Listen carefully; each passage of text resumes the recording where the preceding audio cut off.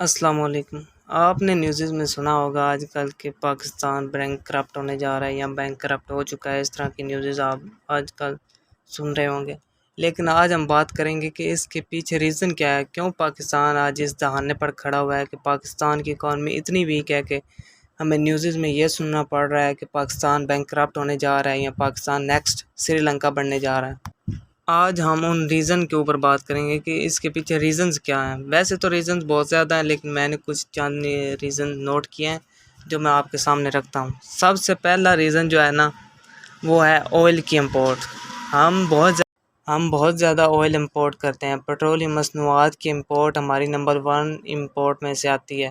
جو ہماری ٹوٹل امپورٹز ہیں نا، اس میں سب سے زیادہ ہم آئل امپورٹ کرتے ہیں۔ تو آئل کی امپورٹ ہماری جو ڈے کی کنزمپشن ہے نا، جو ہماری ایک ڈے کی ضرورت ہے، وہ 5,56,000 بیرل ہمیں ایک دن کے لیے چاہیے۔ ایک دن کی ہماری کنزمپشن ہے آئل کی، لیکن ہم امپورٹ کرتے ہیں 1,40,000 بیرل پر ڈے۔ باقی ہم آئل ابھی امپورٹ نہیں کر رہے، تقریباً 4 لاکھ کا کوئی ڈیفیسٹ آتا ہے۔ تو ابھی ہم جو امپورٹ کر رہے ہیں وہ 1,40,000 بیرل پر ڈے کے حساب سے ہم آئل امپورٹ کر رہے ہیں۔ تو آئل امپورٹ کا آپ دیکھیں کہ ہماری اکانومی کے اوپر بہت برا اثر پڑتا ہے۔ اس کا ریزن یہ ہے کہ انٹرنیشنلی آپ اگر دیکھیں تو آئل کی پرائسز بہت اوپر چلی گئی ہیں۔ جب آئل کی پرائسز اوپر چل جاتی ہیں، پیٹرولیم مصنوعات کی قیمتیں بڑھ جاتی ہیں، تو اوور آل مہنگائی آ جاتی ہے۔ اب اس کے پیچھے ریزن یہ ہے کہ ہر چیز پیٹرولیم مصنوعات کے ساتھ لنک ہے۔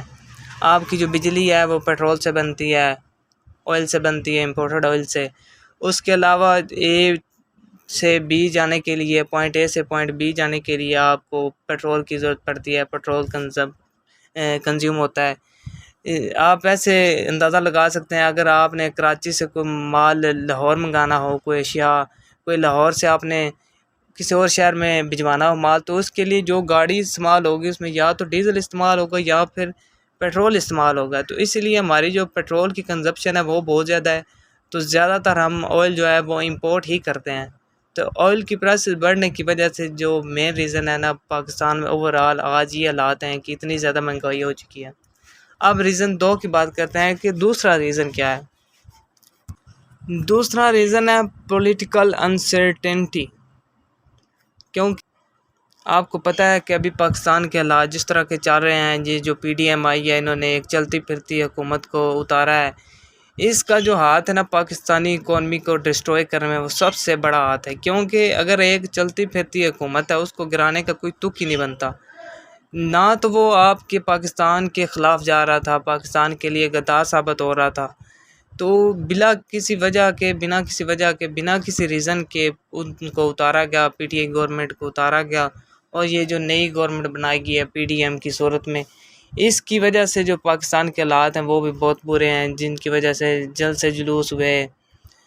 آپ کو پتہ ہے جو حالات آج کل پولیٹیکل چل رہے ہیں، اس کے بعد جو اب ووٹس ہوں گے، ووٹس میں بھی بہت زیادہ پیسہ خرچ ہوگا۔ وہ پیسہ کہاں سے آئے گا؟ وہ پیسہ ہم جو ٹیکس کی صورت میں پیسہ گورنمنٹ کو دیتے ہیں، وہی گورنمنٹ پیسہ اب خرچ کرے گی ووٹ کروانے میں۔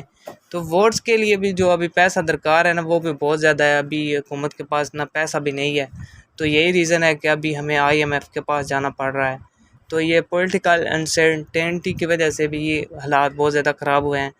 یہ جو چلتی پھرتی گورنمنٹ کو اتار کر یہ پی ڈی ایم کی صورت میں ایک نئی گورنمنٹ بنائی گئی ہے۔ اب بات کرتے ہیں چوتھے پوائنٹ کی۔ نمبر 4 پہ جو پوائنٹ آتا ہے وہ آتا ہے ٹریڈ ڈیفیسٹ کا۔ ہمارا جو ٹریڈ ڈیفیسٹ ہے یہ بھی بہت زیادہ ہے۔ ٹریڈ ڈیفیسٹ کا مطلب ہوتا ہے کہ کتنی چیزیں آپ امپورٹ کرتے ہیں اور کتنی چیزیں آپ ایکسپورٹ کرتے ہیں۔ ہم جو ایکسپورٹ کرتے ہیں وہ بہت کم مقدار میں ایکسپورٹ کرتے ہیں، امپورٹ ہماری زیادہ ہے اور ایکسپورٹ ہماری کم ہے۔ جس بھی ملک کی ایکسپورٹ کم ہوتی ہیں اور امپورٹ زیادہ ہوتی ہیں، اس میں مہنگائی ہی ہوتی ہے، اور اس میں چیزیں جو امپورٹ ہوتی ہیں اس کی وجہ سے ان کی کاسٹ زیادہ ہوتی ہے۔ آپ اس سے اندازہ لگا سکتے ہیں کہ اگر پاکستان میں کوئی چیز بنے تو وہ ہمیں سستی مل سکتی ہے بنسبت اگر امریکہ میں کوئی چیز بن رہی ہے، کیونکہ امریکہ میں جب چیز بنے گی وہاں سے یہاں تک لے کر آنے کے لیے ہمیں بہت سارا خرچہ کرنا پڑے گا۔ وہ جو جیسے جہاز میں آئے گی، بحری میں آئے گی یا پھر ہوائی جہاز میں آئے گی، تو اس کا خرچہ، پھر امپورٹ کے کچھ ٹیکسز ہوتے ہیں، وہ سارے ڈال کے چیز کی کاسٹ بڑھ جاتی ہے۔ تو یہی ریزن ہے کہ ہمارا ڈیفیسٹ بہت زیادہ ہے، ہم نے مینوفیکچرنگ کی طرف تو غور کیا ہی نہیں ہے۔ تو نمبر 5 پہ ہمارا مینوفیکچرنگ کی پوائنٹ ہے کہ کسی بھی ملک کی جو اکانومی ہوتی ہے نا، اس کا بڑا انحصار ہوتا ہے مینوفیکچرنگ پر۔ جب کسی بھی ملک میں مینوفیکچرنگ ہوتی ہے نا بڑے اسکیل پر، جب ملک بڑے اسکیل پر مینوفیکچرنگ کرتا ہے، وہ اپنے ملک کی جو ضروریات ہیں وہ پوری کرتا ہے، اس کے بعد چیزوں کو ایکسپورٹ کرتا ہے عالمی منڈی میں، تو اس سے جو زر مبادلہ آتا ہے، جو پیسہ آتا ہے پاکستان میں جو آئے گا، اگر ہم ایکسپورٹ کرتے ہیں چیزیں مینوفیکچرنگ کی طرف آتے ہیں تو ہمیں بہت زیادہ فائدہ ہو سکتا ہے۔ لیکن آج جو حالات ہیں نا وہ یہی ہیں کہ ہماری ایکسپورٹ بہت کم ہے، امپورٹ بہت زیادہ ہے، ہم نے مینوفیکچرنگ کے اوپر کوئی غور نہیں کیا، نہ تو پچھلی حکومت میں کچھ کیا ہے۔ پچھلی سے مراد جو پی ایم ایل این کی حکومت ہے، پی ٹی اے کے دور میں کافی کچھ کام ہوا ہے، جیسے آپ کو پتہ ہے کہ موبائل مینوفیکچرنگ کے اوپر کافی غور کیا گیا، اس کے علاوہ الیکٹرانک کی اور جو گیجٹس ہیں ان کے اوپر کافی کام کیا گیا، اور اب کافی حد تک جو سستے موبائل ہیں نا، حتیٰ کہ سستے کو چھوڑ کر جو سیمسنگ کے فلیگشپ لیول کے جو موبائل ہیں نا، نوٹ 20 الٹرا ہو گئے، نوٹ 21 الٹرا بھی جو وہ بھی ابھی پاکستان میں ہی بن رہے ہیں ابھی۔ تو یہ ایک بڑا اچھا سٹیپ تھا، جس کی وجہ سے جو جتنی بھی موبائل کمپنی ہیں نا آئی فون کو چھوڑ کر، وہ زیادہ تر اب پاکستان میں شفٹ ہو چکی ہیں، وہ زیادہ تر موبائل پاکستان میں ہی اسمبل کر رہی ہیں۔ ابھی تک مینوفیکچرنگ تو نہیں کر رہی، لیکن اسمبل ہی کر رہی ہیں۔ مینوفیکچرنگ میں اور اسمبلنگ میں یہ فرق ہوتا ہے کہ اسمبلنگ کا مطلب ہوتا ہے پارٹس جو ہیں نا وہ باہر سے آ رہے ہیں، لیکن یہاں پر ان کو جوڑا جا رہا ہے، صرف اسمبل کیا جا رہا ہے۔ مینوفیکچرنگ کا مطلب یہ ہوتا ہے مینوفیکچر کیا جا رہا ہے، تو مینوفیکچرنگ یہ ہوتی ہے کہ پارٹس بھی یہاں پر بن رہے ہیں اور جوڑا بھی یہاں پر جا رہا ہے، یہ مینوفیکچرنگ ہوتی ہے۔ لیکن آہستہ آہستہ اب جب ہم اسمبلنگ کر رہے ہیں تو مینوفیکچرنگ کی طرف بھی آئیں گے۔ تو مینوفیکچرنگ کا بہت بڑا ہاتھ ہوتا ہے کسی بھی ملک کی اکانومی کو اوپر لانے کے لیے۔ جیسے ہم چائنا کی مثال بھی لے سکتے ہیں، چائنا آج اتنا بڑا ملک کیسے بنا ہے، اس کی اکانومی اتنی بڑی کیسے بنی ہے،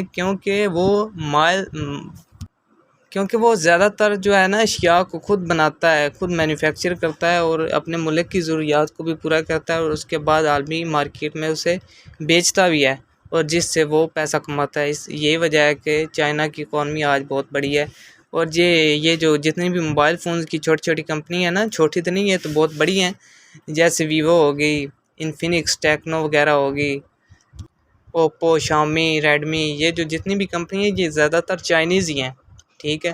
تو چائنا کی جو مینوفیکچرنگ ہے نا وہ بہت ہی کمال کی ہے، چائنا نے مینوفیکچرنگ سے بہت زیادہ پیسہ کمایا ہے۔ اگر پاکستان بھی مینوفیکچرنگ کی طرف آ جائے تو وہ پاکستان کی اکانومی کے لیے بہت اچھا ثابت ہو سکتا ہے۔ اس سے آگے جو پوائنٹ ہے وہ ہے پولیوشن۔ اب کچھ لوگ سوچ رہے ہوں گے کہ پولیوشن سے پاکستان کی اکانومی کو کیا نقصان ہو رہا ہے۔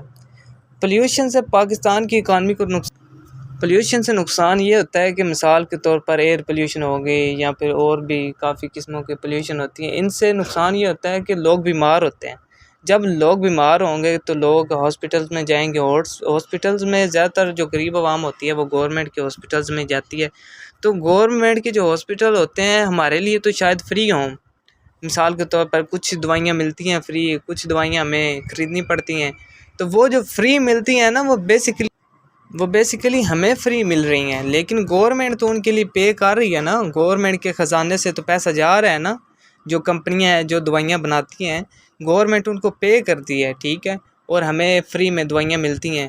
اس کے علاوہ جو مثال کے طور پر بلڈنگ بنی ہے، اس کے علاوہ جو سٹاف ہے، جتنا بھی ورکنگ سٹاف ہے، اس کو مینیج کرنے کے لیے پیسے کی تو ضرورت ہے، ہم نہیں پے کر رہے تو گورنمنٹ پے کر رہی ہے۔ جب گورنمنٹ پے کرتی ہے تو گورنمنٹ کے پاس پیسہ کیسے آتا ہے؟ گورنمنٹ ہم پہ ہی ٹیکس لگا کر پیسہ اکٹھا کرتی ہے، تو جس کی وجہ سے جو گورنمنٹ کا خزانہ ہوتا ہے نا اس پہ بہت برا اثر پڑتا ہے، یہ پولیوشن کی وجہ سے بھی۔ تو پاکستان میں آپ کو پتہ ہے کہ پولیوشن بہت زیادہ ہے، آپ کو دھول مٹی گندگی بہت زیادہ نظر آتی ہے، جو کہ کچھ یورپی ممالک میں یا پھر ترقی یافتہ ممالک میں پولیوشن بنسبت پاکستان کے کم ہے۔ اب ہم آتے ہیں مین ریزن کے اوپر، جو سب سے بڑی وجہ ہے کہ پاکستان آج اس حالت میں ہے، پاکستان کی گروتھ اتنی کم ہو چکی ہے کہ وہ بینک کرپٹ ہونے جا رہا ہے۔